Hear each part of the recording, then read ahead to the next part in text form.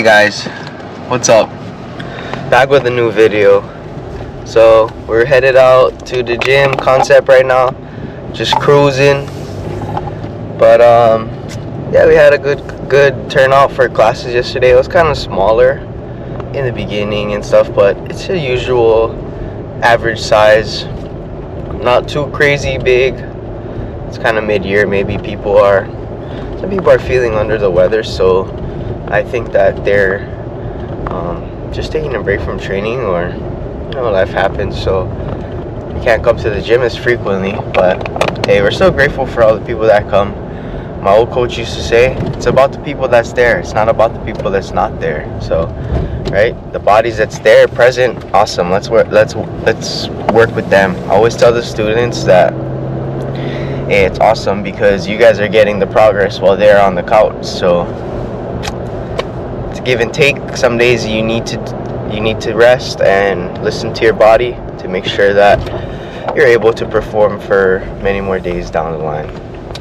So we're going to concept right now, and we wanted to talk about the progression of the students, the progress of the students, maybe not UFC students in particular, speaking from a coach's standpoint, but just in a general standpoint of maybe he can delve a little bit more into what he was thinking about. So I've been kind of thinking about this topic lately, right? When you first start out in jiu-jitsu, right, you don't know anything, right? So 100% of your progress, for the most part, is your coach, right? So you're going to a school, whatever school you're attending, they're going to teach you the stuff that you need to kind of get started, right? So that's, I would say, the first 3-4 months, right? You're just kind of trying to absorb things, and your coach, your professor, however you want to call them, they're pretty much responsible for where your jiu-jitsu is at and how it progresses, right? I think some people, there's the outliers that, they're super into it, and I mean, they're maybe they're taking privates, maybe they're studying things on their own, and they're really driving hard, right? So they've taken ownership of their jiu-jitsu from the very beginning, right? I haven't seen a lot of that, and a lot of times it's kind of like what Cart was saying, like things that you don't know, it's kind of hard to understand because you just don't know that stuff exists, right? But as you start to progress within your time in jiu-jitsu, so say you're a blue belt, right, or you're a high white belt, maybe you start to think about other avenues of training and learning and stuff like that, right? So now you start to move away. So I think the percentage is a little bit more that people are taking ownership of their own journey versus just relying solely on the coach. But I still think that percentage is fairly low, right? Even I've seen at levels above blue, even purple and brown sometimes, they're not taking ownership. And I can speak for Cart and I think, well, going into purple and brown, we weren't as progressive as we are now with what we're studying, what we're learning, what we're doing on our own. So I was thinking, Car, what do you think about, what role does the coach play and what role does the student play as far as, progression of their jiu-jitsu? I seen a quote, or actually just a comment about back in the samurai days or something. I don't know if it's true, but it was saying like the success of the student was highly regarded. That was like one of the bigger measuring sticks of success, is seeing your students grow. And I always tell the students that I'm pleased to see them grow, right? Because we're in this coaching position, so we can't just solely focus on our game. Partial of our time is focused on our game, and a lot of our time is based on, okay, how do we present our game in some sorts of information, or if there's a certain area we're seeing that we need to get addressed, we'll do it. But I think that the success of the student definitely relies a lot on the coach. That's number one. Because, yeah, you even see on B team, they have Dima, you know, just coming in, helping them, or various people. It's like everyone has a different eye for it. So it's not like one guy knows it all.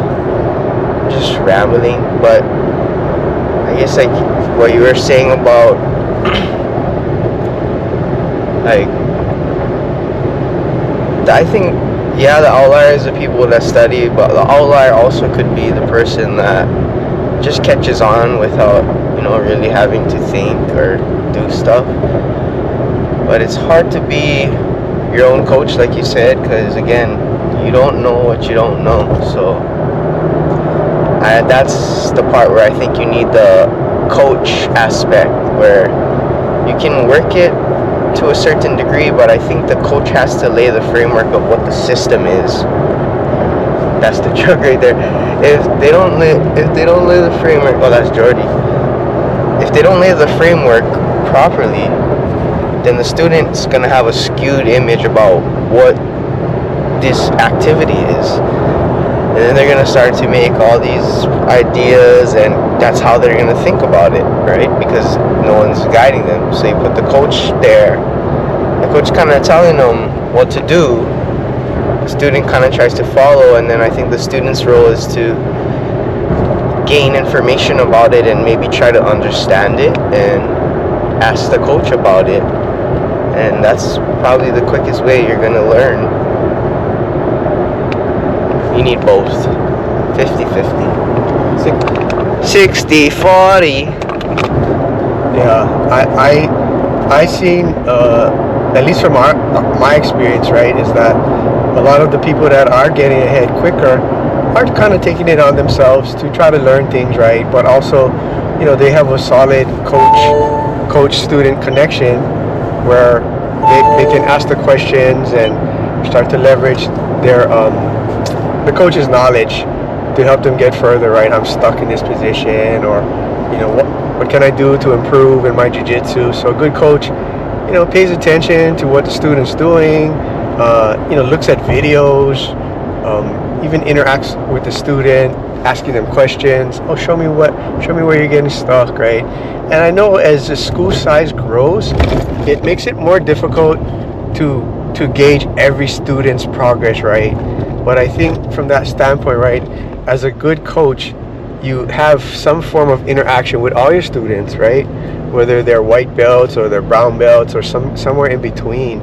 You understand what they're doing, where they're trying to go with their jiu-jitsu, and then, you know, you build that connection, right? It's like, I think a lot of times when you go to a tournament and you try to coach, say you coach somebody that you don't even know, it's from another school, it kind of makes it hard because you don't know what their game is. You don't know what to make the calls. I mean, you can make the general calls, but because you don't understand what they do, it makes it harder to coach them, yeah?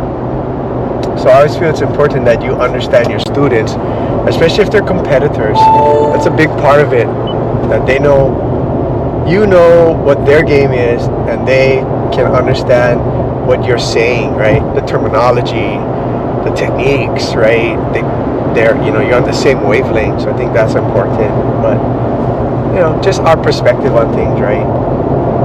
So I do want to make a comment. So like the last 2 UFC nights, I was pretty happy because we had a couple people stop by. So Monday night, we had Clifton from Keikoa swing by to coach. Shout out to the Keikoa gang. I got to roll with him. I was pretty happy. Of course, he bust me up, but hey, I always enjoy rolling with black belts. And last night we had Alika, and he came on. Shout out to our bro Alika. Always dropping knowledge on us, right? So it's helpful for us to work with people at a much higher level than us, so that they can help us start to lift up what we're doing. So shout out to you guys, bro. Thank you. That's all I got for today. So guys, some key takeaways from this video.